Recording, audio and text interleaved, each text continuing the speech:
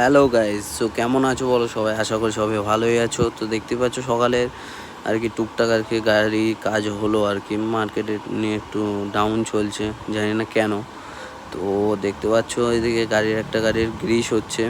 তো দুদিকেই গ্রিস হবে, ব্রেক প্যাড চেঞ্জ হবে, মানে ব্রেক শু চেঞ্জ হবে আর কি।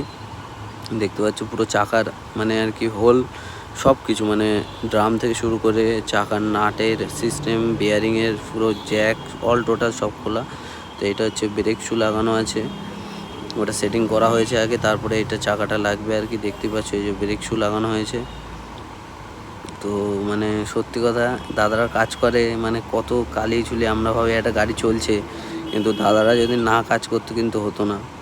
তো এই হচ্ছে একটু টুকটাক এদিক ওদিক ঘুরে দেখানো আর কি, দেখতে পাচ্ছ এটা চাকার হব খুলেছে, এই যে হবটা লাগাচ্ছে দাদা।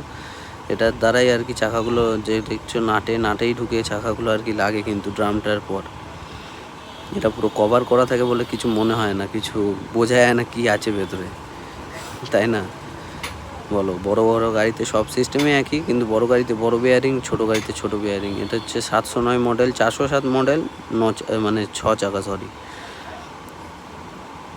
তো টুকটাক আজকে ছোটো গাড়ি সব 400 গাড়ি ঢুকেছে, বড় গাড়ি কিছু ঢোকেনি। তো দেখা যাক আবার কালকে কি হয়। চলো এই অবধি।